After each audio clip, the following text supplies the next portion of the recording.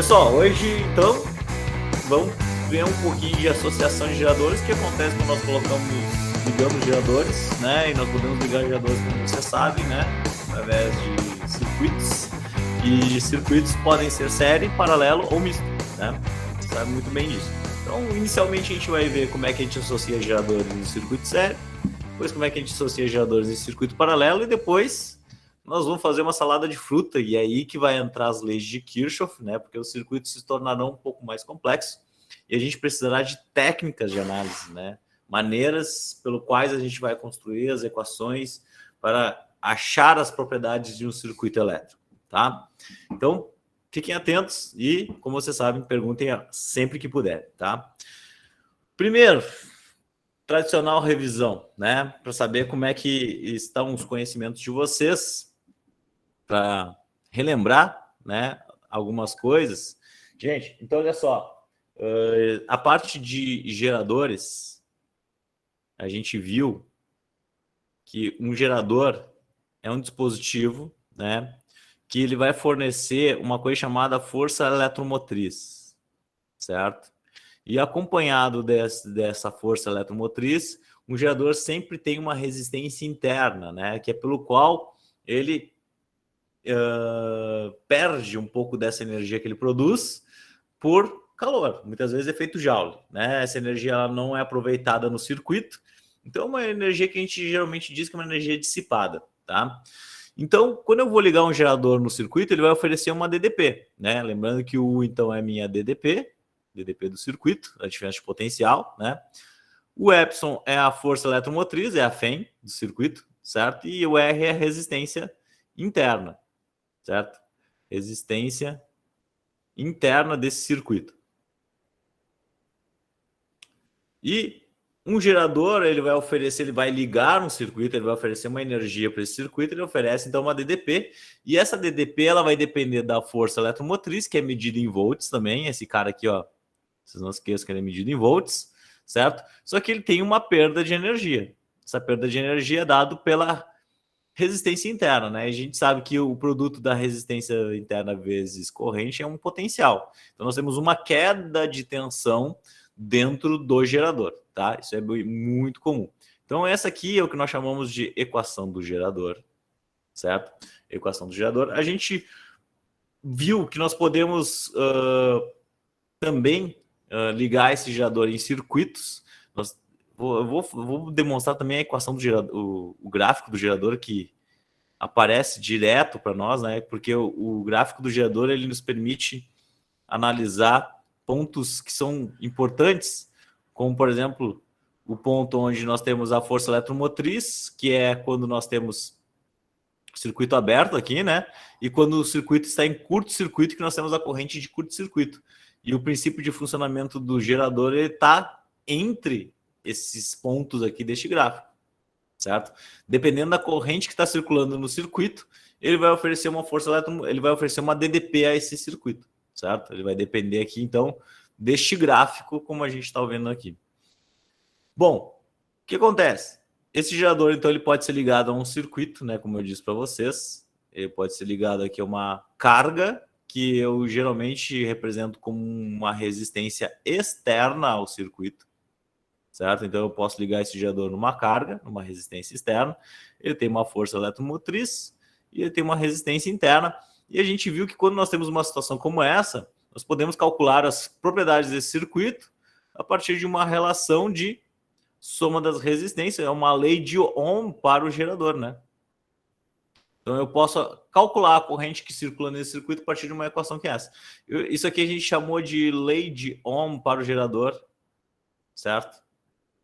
Porque percebam que é muito parecido com a lei de Ohm original, certo? A lei de Ohm original, ela é uma relação de volt, resistência vezes corrente, né? Isso aqui a gente usa para resistores comuns, né? Quando a gente está com gerador, então nós temos uma resistência interna e a força eletromotriz ali que vai oferecer a energia para o circuito, tá? Bom, o que mais? Sobre a potência, né? A potência desse circuito. Nós vimos que um gerador ele vai ter, então, a potência total que ele vai oferecer para o circuito, ele vai perder um pouco dessa potência dissipando através da sua resistência interna, e ele vai usar o resto da energia, então, como potência útil, que vai alimentar o circuito e vai fazer com que o circuito funcione, certo? Beleza. Lembrando, o que é potência? Potência é energia sobre tempo, é a energia que eu consumo dentro de um intervalo de tempo, né? Isso é medido em watts. Mas eu mostrei para vocês que nós podemos calcular essa potência total como sendo, então, a relação de epsilon vezes corrente, né, que é a força eletromotriz vezes corrente elétrica. A potência dissipada é o que o circuito dissipa ali, né? Então, é o que ele perde de energia. Potência dissipada é a resistência interna vezes a corrente ao quadrado, é a equação da potência em termos da resistência, né? E a potência útil, ela vai ser, então, a DDP que é fornecida ao circuito vezes corrente, né?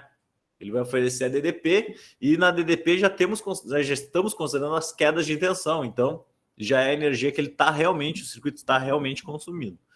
E a partir disso nós podemos calcular também o rendimento desse gerador, né? Que é uma relação de potência útil sobre potência total, certo? Bom, basicamente, galera, então essa seria o princípio de funcionamento do gerador, né? Que é como o próprio nome diz, é um sistema que gera energia para alimentar circuitos elétricos, né? E nós temos na contramão disso os receptores, que foi a aula passada. Espero que vocês tenham assistido a aula passada, que foi sobre receptores, né? E quando a gente fala em receptores elétricos, a gente fala em sistemas que utilizam a energia do gerador para executar uma função, certo? Então, esse cara aqui, ele vai utilizar a DDP fornecida por um gerador, ele utiliza a DDP do gerador, e ele possui uma característica que se chama força contra-eletromotriz, certo? A FE100. A FE100 é a força contra-eletromotriz, e assim como qualquer equipamento eletrônico que existe, qualquer dispositivo elétrico, ele tem uma resistência interna, pelo qual ele dissipa energia. É por isso que o computador aquece, é por isso que a TV aquece, né? É por isso que a geladeira aquece. Todos os equipamentos que utilizam energia elétrica, eles têm uma resistência interna que faz com que perca energia, certo? Resistência interna, beleza? Só que a gente, quando fala em receptores, a gente utiliza essas linhas aqui, essas linhas para dizer que nós temos uma força contra-eletromotriz e uma resistência interna desse dispositivo que nós chamamos de receptor, tá? Bom, galera, deixa eu dar uma olhadinha aqui no meu resumo, ver se eu não estou perdendo nada. O que acontece? Então, um receptor, basicamente, ele funciona para absorver a energia de um gerador e executar uma função, certo? Só que, ó, na contramão do que acontece com o gerador, né? Que ele aproveita, então, as potências. Ele vai ter, então, a potência que é fornecida para o receptor. Esse aqui é o receptor. Vou botar o circuito do receptor aqui. Certo? Então, ele aproveita a energia que vem a partir de uma potência total que é fornecida para ele. O próprio receptor, ele dissipa um pouco da energia a partir da sua resistência interna, né? Tem uma dissipação de energia também. E ele queima a energia e ele utiliza a energia de forma útil, né, para executar uma função. Se é para uma geladeira, ela vai gelar os alimentos. Se é uma batedeira, ela vai funcionar um motorzinho ali que vai girar as pás, né? O liquidificador é a mesma coisa. Se é o computador, ele vai girar ali e ligar, alimentar o circuito. Então, ele vai sempre utilizar essa energia para executar uma função, certo? Só que as equações aqui, vocês lembram que elas dão umas modificadas, né? Porque a potência total agora ela vai ser em cima da DDP que é alimentado esse circuito, que quem alimenta agora é a DDP a partir de um gerador, né? Essa é a energia disponível, certo? Ele vai queimar essa energia com uma dissipação de forma bem parecida lá, com uma equação para corrente e para resistência interna, e a potência útil vai ser a partir da força contra-eletromotriz vezes a corrente. Aqui é a corrente, tá, gente? Vezes a corrente. E esse cara aqui, então, vai ser para nós o receptor, e o rendimento de um receptor também é potência útil sobre potência total, né? E isso aqui vai dar uma relação um pouquinho diferente dessa outra relação que nós tínhamos aqui para o gerador, né? O gerador acabava acontecendo aqui que nós tínhamos epsilon sobre, como uma equação alternativa aqui, epsilon sobre U, né? Aqui nós vamos ter, desculpa, gente, aqui é U sobre epsilon, U sobre epsilon. Aqui a gente vai ter como uma equação alternativa essa relação aqui, né? Eu demonstro isso na última aula, uma relação de epsilon' sobre, tá? Então, para a gente calcular o rendimento de um receptor, a gente pode obter dessa forma. Beleza, né? Então, aqui temos um pequeno resumo. Basicamente, o que a gente faz, então, quando a gente constrói circuitos, é ligar um gerador e um receptor, certo? Então, vocês fizeram atividades na última semana sobre isso. E eu espero que vocês tenham conseguido realizar essas atividades, né? De qualquer forma, se tem alguma dúvida, vocês podem me procurar aí durante a semana. Galera, hoje o que nós vamos fazer? Nós vamos associar geradores. Todo mundo sabe, todo mundo já fez isso alguma vez na vida de, por exemplo, aqui, ó, o meu mouse. Eu vou abrir meu mouse e mostrar para vocês, e tem duas pilhas ligadas. Temos dois geradores ligados aqui, né? Que cada pilha é um gerador. É um gerador de energia, é um gerador que converte energia química em energia elétrica, né? Basicamente isso. E para funcionar esse mouse aqui, eu preciso ligar dois geradores, certo? Eu não abri o circuito e não vi se esses geradores estão ligados em série ou estão ligados em paralelo. Não sei, certo? Eu imagino que estejam em série, tá? Por que eu imagino que estejam em série? Porque quando a gente liga geradores em série, a gente vai ter... veja aqui a figurinha, né? Nós temos a imagem aqui de pilhas ligadas em série, que é como eu imagino que esteja o circuito do meu mouse aqui, né? Quando nós ligamos esses geradores em série, percebam que a gente tem que respeitar as polaridades, né? A polaridade do lado negativo ela fica para a esquerda, nesse caso, né? E a positiva para a direita. Então, isso deve ser respeitado em todos os geradores, que estão ligados aqui em série, certo? Porque se eu ligar um gerador invertido, a gente sabe que no final a gente vai estar ligando um sistema invertido aqui, uma das pilhas vai estar servindo como receptor, se a gente faz a inversão. E aí toda a energia que é consumida ali pela pilha, que é fornecida por uma das pilhas, é consumida pela outra, né? E se ela é consumida, o circuito externo não é ligado, né? Ele não funciona, certo? Isso fica muito claro quando a gente começa a analisar o circuito, né? O gerador aqui, quando nós ligamos em série, porque a DDP fornecida por ele, ela vai depender, então, das somas das forças eletromotrizes dos geradores ligados, certo? Mais a soma das resistências internas dos sistemas ligados, certo?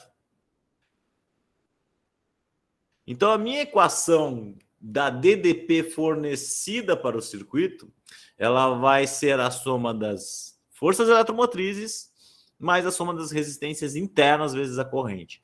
Isso gerando, né, um circuito equivalente. Isso aqui é o que a gente chama de circuito equivalente, né? Quando a gente simplifica, né, lembra disso, quando a gente falava isso em circuito série, circuito paralelo, né? Circuito equivalente. Onde, por exemplo, se nós temos aqui, ó, vamos considerar 3 pilhas ligadas em série. Nós temos que cada pilha tem uma força eletromotriz de 1,5 volts, né?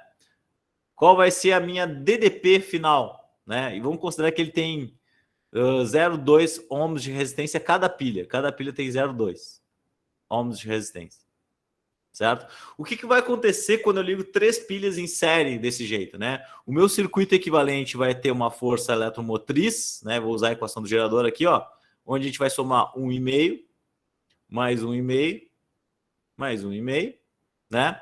Mais as resistências internas, 0,2 mais 0,2 mais 0,2, porque vocês sabem que quando nós temos circuito série, nós somamos as resistências. Então isso aqui está fazendo basicamente, estamos obedecendo, né, as regras de análise de circuito ainda, utilizando a equação do gerador, né? Que aqui nós temos 1,5 mais 1,5 dá 3, mais 1,5, 4,5.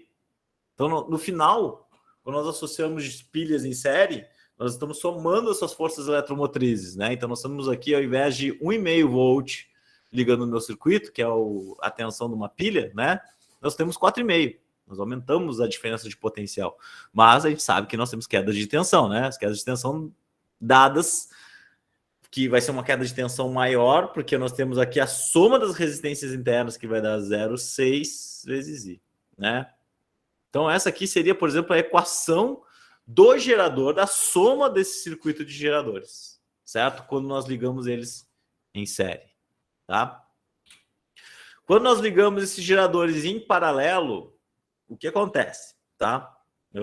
Percebam que a gente não irá modificar a DDP do circuito, tá? Então, por exemplo, nós temos uma pilha de 1,5, força eletromotriz de 1,5, força eletromotriz de 1,5, força eletromotriz de 1,5. E, por final, esse circuito equivalente aqui de pilha, certo? Eu vou botar aqui uma pilha equivalente. Esse circuito aqui entre A e B, ele vai oferecer 1,5 volt. Ele vai oferecer 1,5 volt, né? Porque a gente sabe que quando nós ligamos sistemas em paralelo, lembrem que as quedas de tensão são sempre iguais, certo? Então elas não irão se somar. Ligar pilhas em paralelo, eu não estou aumentando a diferença de potencial que eu vou alimentar o meu circuito, certo? Mas eu estarei aumentando a capacidade de fornecimento de corrente elétrica desse circuito, certo? Então a corrente elétrica que seria fornecida apenas por essa pilha, ela vai ser a soma das 3 pilhas. As 3 pilhas somadas vão gerar a corrente total que vai ser fornecida para o meu circuito, certo? E por que aumenta? Porque nós estamos ligando resistências também em paralelo.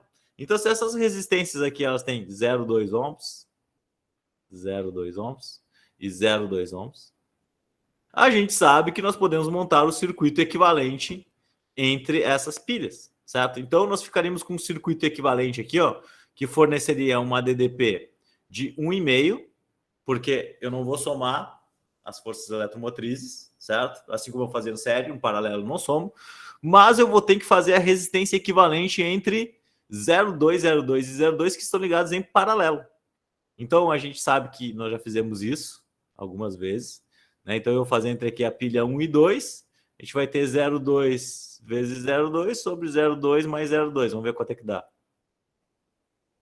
Então, deixa eu ver aqui. 0,2 vezes 0,2, isso aqui dá 0,04 dividido por 0,4, isso aqui é 0,1. Ah, incrível, né? 0,1. Por que deu esse valor? Porque quando nós ligamos dois geradores com valores nominais de resistências internas iguais, né, a resistência total equivalente é a metade. Isso aqui a gente já tinha discutido uma vez, né? E a resistência equivalente total vai ser esse 0,1 vezes 0,2. Nós vamos fazer com a terceira pilha aqui, né? 0,1 mais 0,2. Então, a resistência equivalente aqui das 3 pilhas vai ser 0,2 vezes 0,1 divididos por 0,3, né? Que é 0,2 mais 0,1. Isso aqui dá 0,066. Vou botar 67 aqui. Então, olha só. Percebam que a gente diminuiu a resistência equivalente do circuito, né? Nós começamos a ligar geradores em paralelo, nós diminuímos a resistência equivalente, ou seja, nós teremos menos dissipação de energia interna quando nós ligamos o gerador em paralelo. No gerador em série, nós estamos aumentando a diferença de potencial. Aqui nós estamos mantendo a diferença de potencial e diminuindo a resistência, certo? Essa é a diferença que nós temos quando nós ligamos geradores em paralelo, tá? Bueno. De forma que, galera, olha só. Aqui nós temos um circuito com geradores e com receptores, tá? Percebam, o que eu vou chamar a atenção de vocês é a maneira como nós ligamos esses circuitos. Olha só a polaridade do gerador. Tá? Aqui onde é sinalizado como gerador, veja que ele está com a polaridade para o lado direito positivo e para o lado esquerdo negativo. E tem a sua resistência interna. O receptor, ele tem as polaridades invertidas, certo? O positivo está para o lado esquerdo e para o lado direito está a polaridade negativa. Então, esse circuito aqui ele está se alimentando desse circuito aqui, certo? Esse gerador está fornecendo energia e este cara está recebendo energia. Então, tudo que é gerador, ele tem uma polaridade para a mesma direção, certo? Se a gente seguir o sentido da corrente elétrica, a gente sempre vai estar entrando do lado negativo e saindo positivo, nesse caso aqui, tá? Beleza? Percebam que tem umas resistências externas aqui também, né? Enfim. Galera, o que acontece? Acontece que se a gente for analisar esse circuito, a gente vai utilizar esta equação aqui para descrever as propriedades desse circuito. O que geralmente a gente está querendo buscar quando a gente constrói um circuito com geradores, né? O valor da corrente elétrica que está circulando ali. Porque se eu sei o valor da corrente elétrica que está circulando, eu sei a potência que vai dissipar esse circuito, né? Sabendo a potência, sabendo a corrente, sabendo as quedas de tensão, eu tenho todas as informações que eu necessito para identificar esse circuito, tá? E para fazer isso, eu vou usar essa equaçãozinha aqui, ó, onde eu somo todas as forças eletromotrizes que aparecem no meu circuito. Então, eu vou somar aqui, ó, por exemplo, eu vou somar Epsilon 1 desse gerador, eu vou somar o Epsilon 2 desse outro gerador, e vou somar o Epsilon 4 tá aqui embaixo, desse lado direito, né? Então, eu somei esse e esse. E do outro lado da igualdade, eu vou somar. Se lembra que esse símbolo aqui é o símbolo do somatório, então eu vou, sempre que ele aparece, eu estou somando os termos, né? Então, nesse outro lado, eu vou somar o Epsilon 3, que é uma força contra-eletromotriz, e o Epsilon 5. Apesar de não estar identificado como força contra-eletromotriz, né? Ele identifica no desenho. A gente já sabe que é um Epsilon ali, tá? Mas, galera, todas as resistências que aparecem nesse circuito. Então, eu vou somar aqui, ó, R1, R2, mais o R1 maiúsculo que está aqui, que é uma carga no circuito, mais o R3, mais o R4, mais o R5, mais o R... Tá, tem o 2 e tem também o 3 aqui, ó. Tem várias resistências. Eu tenho que somar todas essas resistências e multiplicar pela corrente, porque todas essas resistências elas oferecem quedas de tensão no meu circuito. Certo? E é pelo qual o circuito está funcionando. Então percebam que para eu resolver um circuito como esse, eu usando esse caminho aqui, que é dado por essa equação, certo? Eu posso obter as propriedades que eu quiser desse circuito. Geralmente a gente vai estar procurando a corrente elétrica que está circulando, tá? Já antecipo para vocês. Beleza? Então, de posse disso, vamos fazer uns exercícios aqui, né? Vamos dar uma brincada. Então percebam aqui que nós temos um circuito, né? Que ele pede para determinar a intensidade da corrente elétrica total, tá? Percebam que ele não identifica resistências internas, ele não identifica quem é gerador, quem é receptor, mas eu vou dar algumas dicas, né? Quando ele dá um circuito assim, generalizado, assim, pensem que o gerador é sempre o que tem a DDP maior, né? O que está oferecendo os volts maiores. Porque o receptor, ele está pegando parte daquela energia para fazer funcionar, certo? Então, nesse caso aqui, eu vou considerar esse cara aqui como sendo o receptor e esse cara aqui como sendo o meu gerador. Nós temos ali resistências que podem ser cargas ou resistências internas, não são identificadas. Mas percebam que se eu já usar aquela equação que diz que a soma dos geradores é igual à soma dos receptores mais as quedas de tensão das resistências equivalentes vezes corrente, eu estou num caminho para descobrir a propriedade da corrente elétrica que ele quer saber nesse exercício, certo? Ó, vou usar essa equação. Então, percebam, o que nós temos de geradores? Nós temos 60 volts de gerador. Nós temos 20 volts de receptor, certo? E nós temos as quedas de tensão, vamos lá. As quedas de tensão são dadas por resistência de 2, de 3, né? 2, 3, 8 e 7.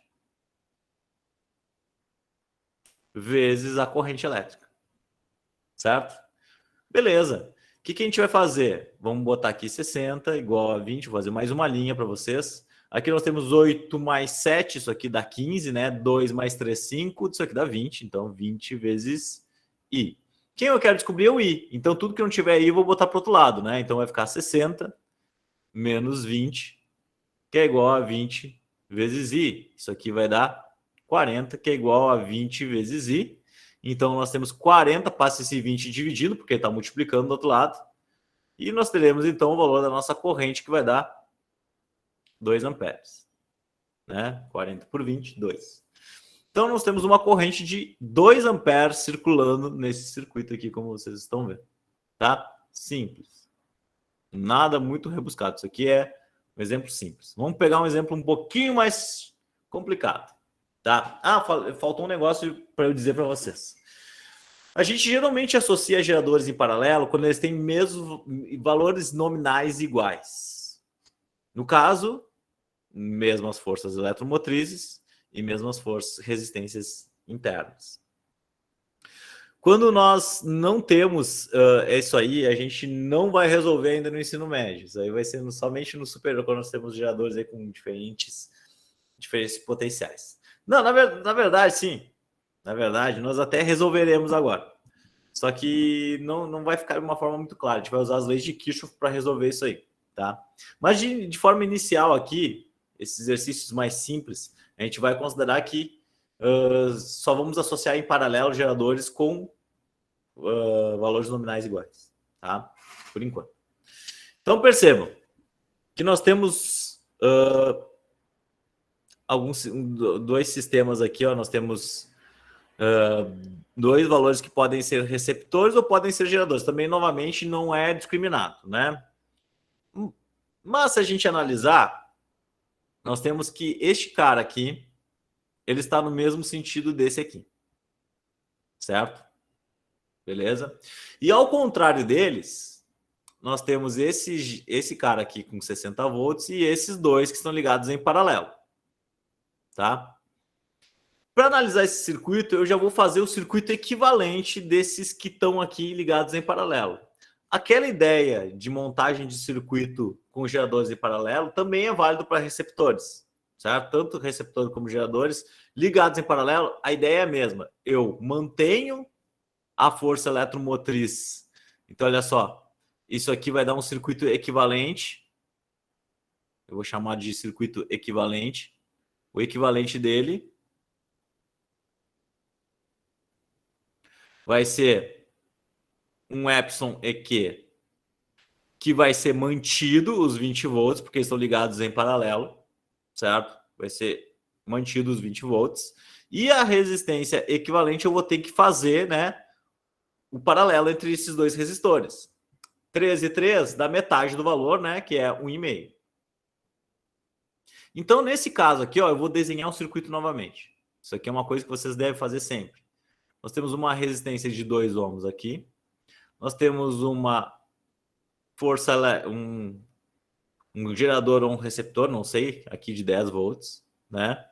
E aí nós temos esse circuito equivalente, que é esse gerador ou receptor de 20 volts ligado a uma carga de 1,5, que é a sua resistência interna, beleza?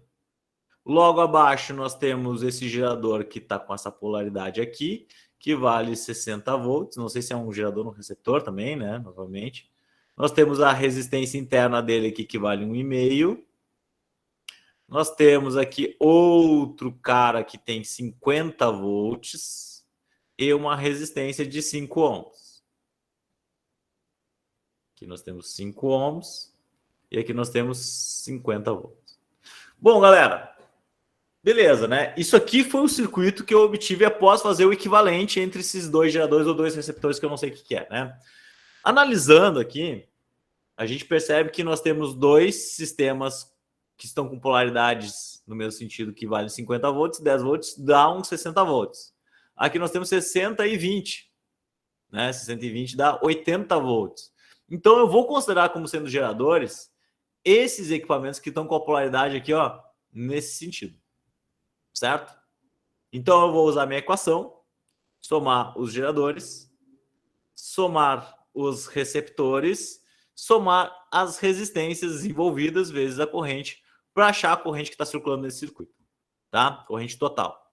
Então isso aqui vai ser assim, ó, somar os geradores, vai ser 60 mais 20. Os receptores, 10 mais 50. E vou pegar as resistências internas, todas as resistências envolvidas, né? Então nós temos uma resistência de 5, nós temos uma resistência de 2, nós temos uma resistência de 1,5. Lembrando que resistência não tem polaridade, então por isso que aqui eu somo qualquer um, sendo gerador, sendo receptor, eu estou somando as resistências. mais 1,5 vezes corrente. Certo? Faltou alguma resistência? Acho que não, né? Todas estão aí. O que vai acontecer? Eu tenho 60 mais 20, isso aqui dá 80 volts. 10 mais 50, 60. Mais 5 mais 2, 7. Mais 1,5 mais 1,5 é 3. 3 mais 7 dá 10. Então nós temos 10 vezes I. Passa esse 60 para o outro lado. Como ele está somando, ele passa para o outro lado subtraindo. Fica 80 menos 60, que é igual a 10 vezes I. Então 80 menos 60, isso aqui dá 20.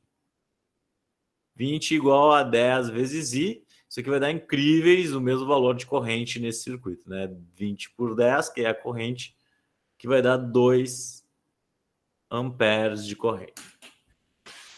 Beleza, galera? Então percebam que quando eu tenho um circuito assim, muitas vezes eu preciso simplificar ele, né? E aí quando eu fico com um circuito de uma única malha, né? Que é isso aqui que nós chamamos de uma malha. Isso aqui é um circuito fechado, é uma malha, certo? Isso aqui vai ficar mais claro agora com as leis de Kirchhoff que eu vou passar para vocês. E aí a gente aplica essa equação, né? Que é a soma dos geradores igual à soma dos receptores mais a resistência interna vezes corrente. Resolve. Certo? Beleza. Bom, isso aqui eu vou passar para dar tempo de fazer as coisas, tá, gente? Depois aí até posso deixar para vocês fazerem como exercício extra. Galera, beleza, isso aqui eu repeti o slide, não sei porquê, né? Pessoal, então olha só. Chegou esse barbudo velho aí, né? Gustavo Robert Kirchhoff, né? Alemão. Pelo nome, a gente já poderia imaginar que ele é alemão, né? Viveu de 1824 a 1887. Não viveu muito, né? Não viveu muito. Mas para a época, né? A gente sabe que as pessoas viviam um pouquinho menos. 1800. Tinha muitas doenças, né? Que rolavam lá. Na época não tinham cura, não tinha tratamento, né? As pessoas acabavam morrendo. Galera, esse cara aqui, ele definiu uma maneira da gente calcular circuitos que envolvem múltiplos geradores e ou receptores, certo? Com múltiplas malhas. Percebam que a vida às vezes não é tão simples de termos circuitos com apenas uma malha, certo? Já vou dizer para vocês o que é essa malha. Malha é esse circuito fechado que nós temos aqui. Então, nesse circuito aqui, nós temos duas malhas, porque nós temos duas regiões de circuito fechado. Temos essa região aqui, nós temos essa outra região. O que o Kirchhoff falou é que o Kirchhoff ele estabeleceu duas leis para ajudar a gente a resolver esse tipo de exercício, tá? Esse tipo de problema aqui, que é um circuito com múltiplas malhas, um circuito com muitos geradores. Percebam que tem muitos geradores, tem 3 geradores nesse circuito, né? E várias resistências. A ideia segue sendo a mesma, certo? Que eu vou somar as forças eletromotrizes, igualar com as forças contra-eletromotrizes, mais as resistências vezes a corrente. Essa vai ser a nossa maneira de análise. Mas para isso a gente precisa saber algumas coisas, alguns detalhezinhos. O que é uma malha nós já sabemos, né? O que é uma malha? Malha é um trecho fechado de um circuito, certo? Um trecho fechado de um circuito. Como eu identifiquei ali para vocês. Nós também temos um outro nome que chamamos de ramo de um circuito. O que é um ramo de um circuito? É apenas um trecho de um circuito. Então, por exemplo, aqui, ó, de F até E, nós temos um ramo do circuito, que é composto apenas por R2. De E até D, nós temos outro trecho do circuito, que é composto pela força eletromotriz 3, né, pelo gerador 3, e a resistência R3, certo? Então, isso aqui é um trecho qualquer do circuito.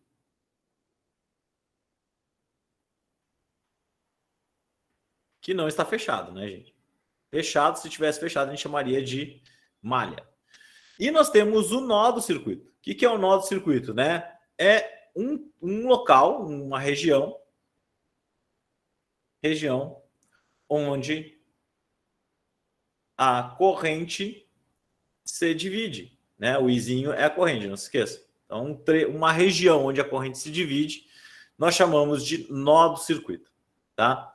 Então, o que acontece? Por exemplo, né, nós vamos considerar a corrente que vem aqui desse gerador, certo?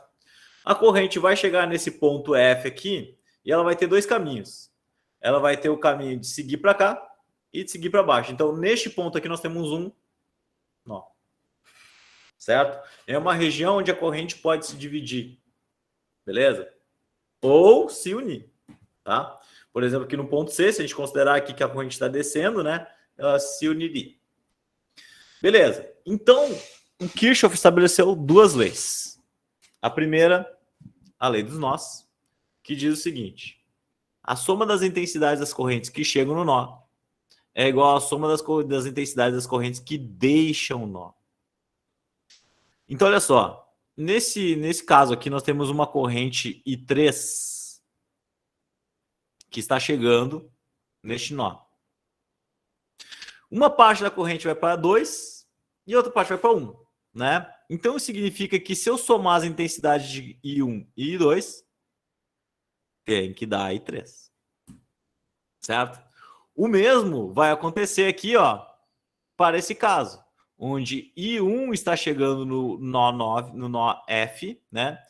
E aqui a gente vai ter que deixa eu fazer pensar de uma maneira diferente, tá, gente? Olha só. Vou considerar aqui a corrente I3. A corrente I3 que está saindo do nó. Corrente I3 que está saindo do nó. Mas percebam quem é que está chegando. Está chegando I1 e I2. Então, a soma de I1 mais I2 que estão chegando no nó vai ser igual a I3. Beleza? Então, é isso que diz a lei dos nós. A lei dos nós é basicamente isso. Eu vou olhar um nó, vou ver as correntes que estão chegando e vou estabelecer uma relação. Certo? Uma relação de soma, muitas vezes, algumas vezes, pode ser de subtração também, tá? Beleza? Então, vamos para a próxima lei. A próxima lei é a lei das malhas, tá? Percorrendo-se uma malha no mesmo sentido, é nula a soma algébrica das DDPs encontradas em cada elemento do circuito. Galera, essa lei das malhas diz assim, ó, olha só. Lembrem que quando eu pegava aquela equação que a gente vinha utilizando, que era um circuito de uma única malha, né? Eu somava todos os geradores, somava os receptores, né? Igual somos os receptores, mais as quedas de tensão, né? Isso aqui era a equação. O Kirchhoff só escreve esta equação de uma maneira diferente. Ele diz assim, que se eu somar todos os geradores, e aí se eu tenho receptores, eu tenho um sinal negativo, porque eu estou consumindo energia. Esse cara aqui, ó, tá fornecendo. Esse cara aqui tá consumindo. A resistência também está consumindo. Então ela é negativa. Tudo que consome energia no circuito é negativo. E isso aqui, se eu somar todo mundo, vai dar igual a zero. Então ele só pegou aquela equação e passou esses termos aqui para o outro lado. E diz que se eu somar todos esses termos, isso aqui tem que ser igual a zero. Dentro de uma malha. Certo? Dentro de uma malha. Então, este é o lance, tá? Utilizando a primeira e a segunda leis de Kirchhoff, certo? E achando equações que descrevem o comportamento da primeira malha e da segunda malha, a gente consegue resolver qualquer exercício que envolvam duas ou mais malhas. Porque a gente vai montar sistemas de equações. Basicamente isso que a gente vai obter. A gente vai obter uma equação para malha 1 e uma equação para malha 2. E assim por diante. Tá? Eu vou mostrar para vocês como é que é isso. Antes, eu vou demonstrar para vocês aqui a análise de circuito, como é que ela é feita. Olha só. Esse aqui são os passos que vocês devem fazer.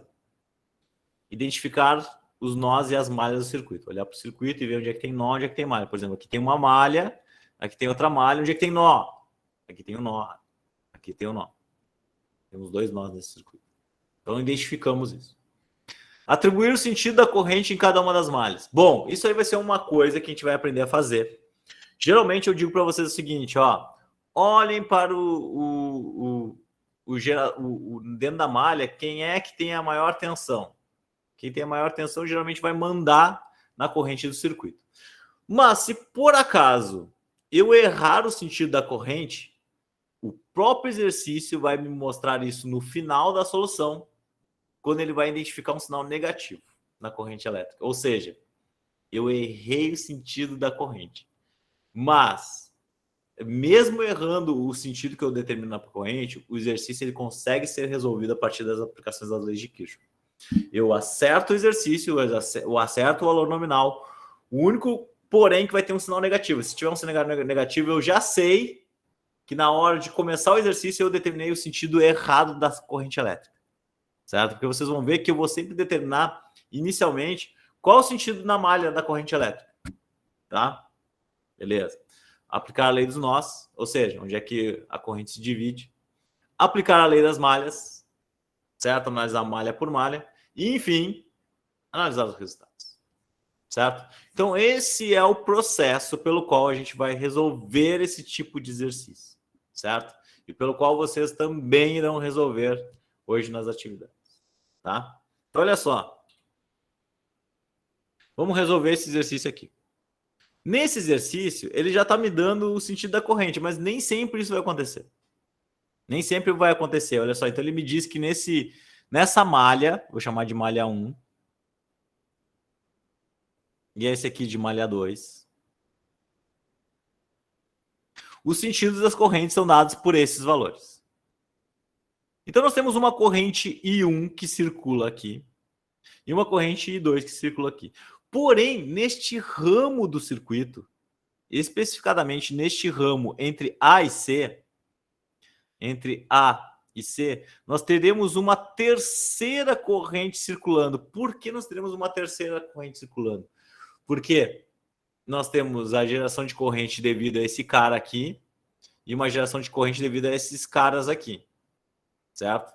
Em cada uma das malhas. Só que na malha do meio vai ter um bolo de corrente, porque temos a corrente desse lado, a corrente desse lado, e no meio vai se somar ou vai se subtrair essas correntes.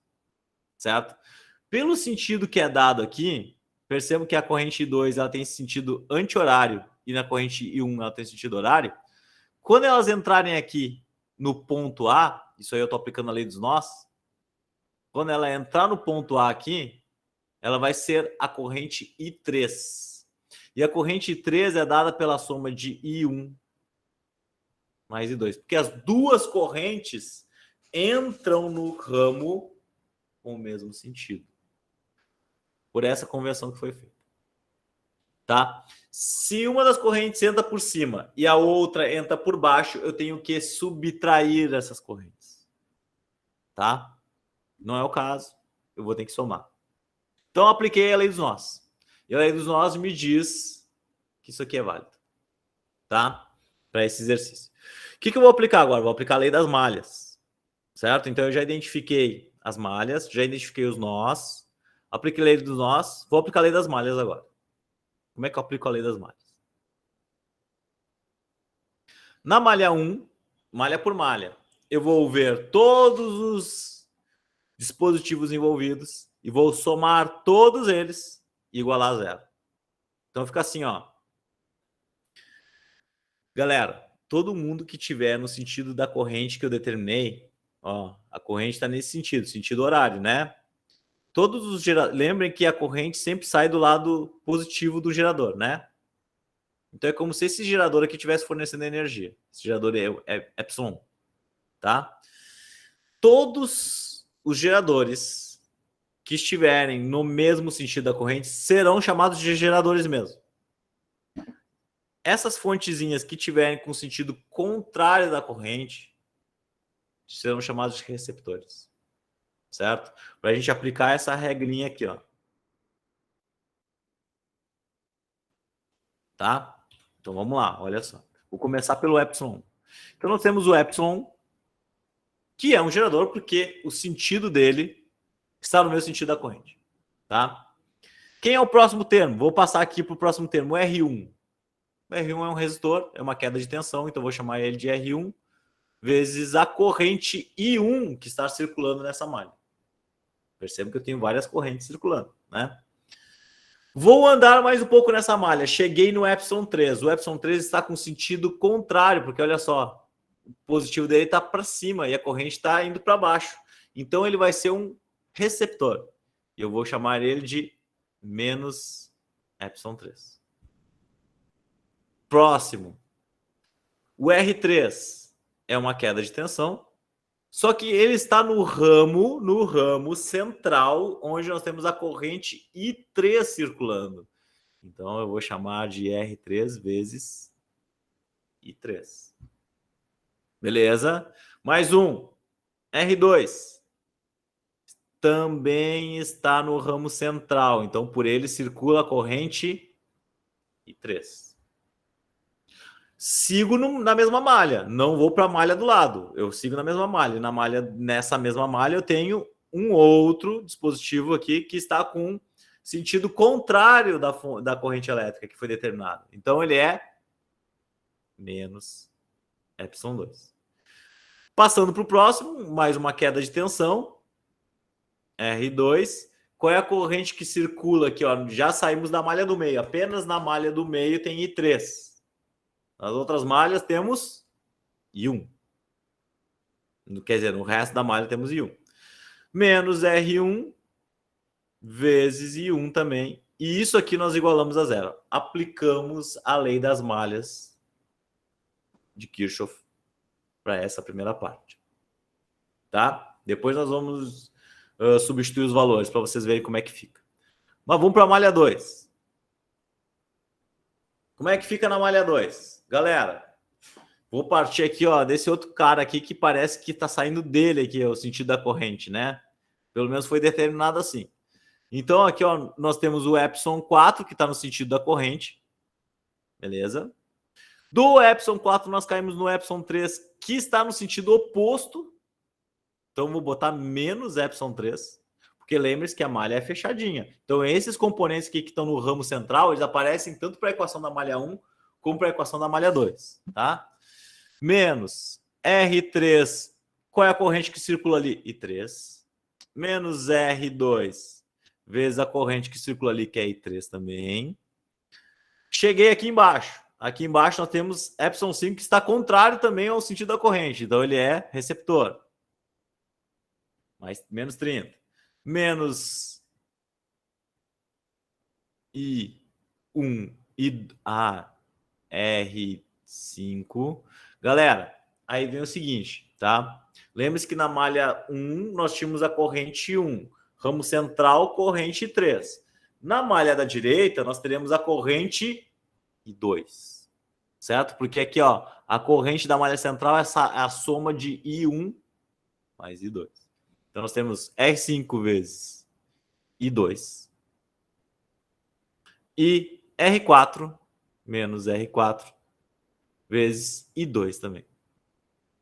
Qual é a minha tarefa nesse exercício? Achar os valores de I1, I2 e I3. É isso que eu quero descobrir. Quem são os valores desses caras aqui? Beleza? Vamos substituir os valores para ver como é que fica. Vamos lá. Malha 1. Isso aqui, ó, gente, é assim mesmo, tá? Tem que fazer o passo a passo para se perder uma facilidade. Temos aqui 15 volts, né?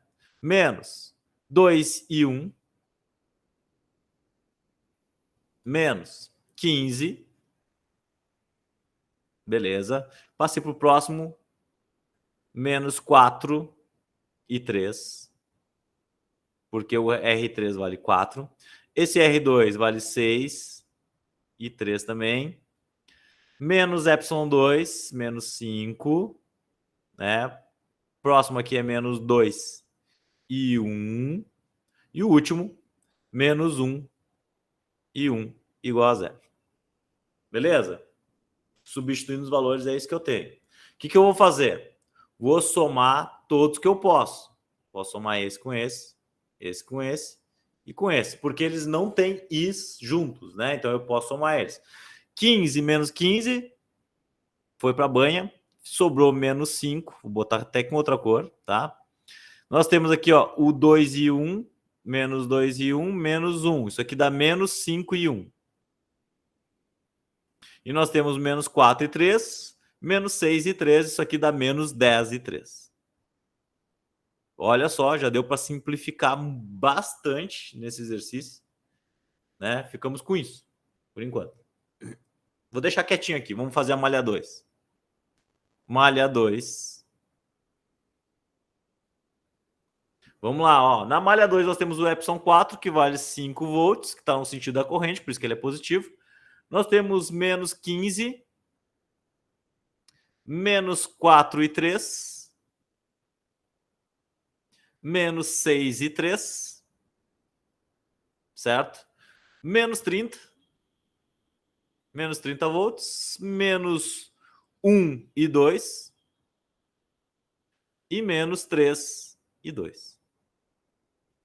Igual a zero. Eu vou botar aqui do lado, tá, gente? Que já vai dar para simplificar bastante, ó. Temos o 5 com 15 e com 30, né? Nós temos menos 15, menos 30, menos 45, mais 5, menos 40. Então aqui já vou botar, ó, menos 40. Os I3, menos 4 e 3, menos 6 e 3, isso aqui dá menos 10 e 3. E os I2, que dá menos 1 e menos 3, dá menos 4 e 2. Beleza, nós temos a equação da malha 2. E temos a equação da malha 1. Vou escrever elas no próximo slide, tá? Vou passar limpo, olha só. Deixa eu passar aqui. Então, assim, ó. Gente, como estou vendo que todos os termos são negativos, né? Eu posso multiplicar todo mundo por menos 1, que não dá nada, né? Vocês sabem disso. Eu tenho todos os termos negativos, multiplico por menos 1 para deixar todos positivos e ter menos problemas com sinais, né? Então fica assim, ó. 5 mais 5 e 1 mais 10 e 3 igual a zero. Isso aqui é a malha 1, tá? Vamos para a malha 2. Mais 40 mais 10 e 3 e mais 4 e 2. Isso aqui é igual a zero. Isso aqui é a malha 2. Galera, o que a gente vai fazer? Ainda tem a lei do nó, que já foi obtido. Isso aqui vai ser importantíssimo para a gente conseguir resolver esse exercício. Galera, o que acontece? Para a gente descobrir os valores de I1, I2 e I3, a gente precisa resolver esse sistema. Isso aqui é um sistema de equações com 3 incógnitas. I1, I2 e I3. Sendo que elas são acopladas pela lei dos nós. Lei dos nós. A lei dos nós, ela consegue acoplar as duas equações, porque ela diz que I3 é igual a I1 mais I2. Então eu vou substituir aonde aparecer I3 por isso aqui. Olha só como é que fica. Fica assim, ó. 5 mais 5 I1 mais 10 I1 mais I2. Igual a zero. E o de baixo? De baixo fica assim, ó. 40 mais 10 I1 mais I2 mais 4 I2. Igual a zero. Certo? O que eu vou fazer? Vou fazer o chuveirinho aqui, ó. Chuveira, para tirar esses parênteses, né? E somar quem é parecido com quem. I1 e I2, né? Então, vamos lá. Vai ficar mais uma linha. 5 mais 5 I1 mais 10 I1 mais 10 I2, que é igual a zero. E a de baixo? 40 mais 10 I1 mais 10 I2 mais 4 I2, que é igual a zero. Certo? Quem é I1 eu vou somar, quem é I2 eu vou somar também, olha só. Então, pela linha final, nós teremos 5 mais 15, não se percam, I1 mais 10 I2. Aqui é 15, tá? Para a letra não ficar feia. 15 I1 mais 10 I2 igual a zero. E aqui embaixo fica 40 mais 10 I1. 10 mais 4, 14 e 2. Galerinha, então agora nós temos um sistema de equações para resolver. É basicamente isso que nós temos, tá? Um sistema de equações com correntes I1 e correntes I2. Eu vou tentar resolver agora, eu tenho 5 minutos para resolver. Eu acho que dá tempo, tá? Para vocês verem como é que eu resolvo um sistema de equações. Porque assim, ó, agora acabou a física. A gente já fez a análise das correntes, já fizemos a aplicação das leis dos nós, a lei das malhas. Chegamos a umas equações e nós temos um problema matemático agora, onde nós vamos descobrir o valor de I1 e I2 a partir de um sistema de equações, certo? Beleza. E depois descobrir I3, né? Nós vamos descobrir I1, I2 e I3. Como é que eu resolvo isso? Eu gosto de resolver por substituição. Como é que resolve por substituição? Assim, ó, eu vou pegar essa equação de cima e vou escrever assim, ó, 10 e 2 e vou jogar o resto para o outro lado. Vai ficar assim, ó, menos 5, menos 15 e 1. Aí eu posso escrever aqui 2, vamos ver se dá espaço aqui, ó, menos 15 e 1. E tudo isso dividido por 10. Tá? Isso aqui é I2. O que eu vou fazer com esse 2? Eu vou jogar nessa equação aqui. Aonde aparecer I2, eu vou jogar por aquilo ali. Aí eu vou ter uma equação só com I1. É isso que vai acontecer. Então, ó, vai ficar assim. Pegando a segunda equação. Vai ficar 40 mais 10 e 1. Certo? 10 e 1. Opa. Sumiu minha caneta aqui. 10 e 1. Mais 14. Que multiplique 2. Quem é I2? I2 é aquele negócio ali, ó. Menos 5. Menos 15 e 1 sobre 10. E isso aqui vai ser igual a 0. Então eu só tenho que resolver agora essa equação. Ela é feia, né? Ela é feia, mas dá para resolver bem fácil, gente. Olha só. 40. Só respeitar a matemática aqui, ó. Respeita o Deus matemático, tá tudo certo. 14. Gente, olha só. Os dois termos estão divididos por 10, né? Eu vou dividir isso por 10 já fica mais fácil, olha só. Fica menos 0,5. 5 por 10, 0,5. Menos 1,5. Olha só, dividir todo mundo por 10 já ficou tudo bonito. Ó. Já ficamos com um termo só de uma linha. E esse 14 tem que multiplicar por esses dois termos. Então fica assim, ó. 40 mais 10 e 1 mais... Opa, mais não. Vai ser menos, porque mais vezes menos é menos. Então isso aqui vai ficar 14 vezes 0,5. 14 vezes 0,5 é 7, né? Vamos conferir. 7, menos 7. E mais vezes menos é menos também. 14 vezes 1,5. Isso aqui dá 21, menos 21. Menos 21 e 1, que é igual a 0. Quem não tem I1, eu vou somar. Isso aqui dá 33. Nós temos 10 mais menos 21. Isso aqui dá menos 11, né? Menos 11 e 1, que é igual a 0. Olha só que bonito. Passo 33 para o outro lado. Fica menos 11 e 1, que é igual a menos 33. Então, nós ficamos com I1 igual a menos 33 sobre menos 11. O sinal já morre, né? Fica 33 sobre 11. Dá um valor incrível, né, gente? Isso aqui dá 3. Olha só que maravilha. 3 amperes redondinho. 3 amperes de corrente I1.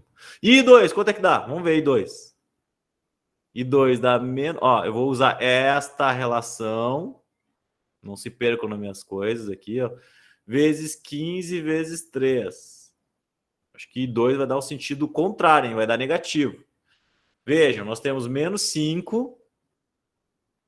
Quanto que é 15 vezes 3? 15 vezes 3, 75, 45. 45. Opa, olha só que bonito. Vai dar redondinho também, hein? Menos 5, menos 45, menos 50 sobre 10. Isso aqui dá menos 5 amperes. Confere aí depois. Galera, aquele negócio que eu falei para vocês. Se a corrente aparece negativa aqui no resultado, isso significa que o sentido da corrente que eu determinei lá está invertido. Então, o real sentido de I2 não é esse aqui que aparece na figura, é o contrário. É o sentido horário. Beleza? Isso é a informação que tem quando aparece aquele sinal negativo. E por final, I3. I3 vai ser o quê? A lei dos nós. Nós temos 3 amperes. menos 5, olha lá, isso aqui dá menos 2. Então, I3 vale menos 2. Achamos todas as correntes desse circuito aplicando a lei de Kirchhoff. Beleza? Você já deve ter visto, né, que eu pulei essa página aqui algumas vezes. Tem alguns exercícios para vocês brincarem com leis de Kirchhoff, tá? Aplicar as leis, aplicar a lei dos nós, aplicar a lei das malhas, malha 1, malha 2, malha 1, malha 2, malha 1, malha 2. Obtém a equação para essa malha, obtém a equação para essa outra malha. Determina um sentido para a corrente, né? Olha para o gerador. Qual é o gerador mais forte? Qual é o sentido que tu acha que vai ser? Né? Aí analisa qual é a corrente nesse ramo central aqui, ó. Esse ramo central tem uma corrente que é diferente, corrente I3. A ideia é sempre a mesma. Essa é o molde que eu fiz ali, é a receita de bolo, tá? Beleza? Então tem esses exercícios para vocês resolverem para semana que vem. E daí, galera, aqui tem mais exercícios com geradores, tá? Isso aqui é fazer associação de geradores. Associação de geradores e lei de Kirchhoff, tá? Beleza? Galera,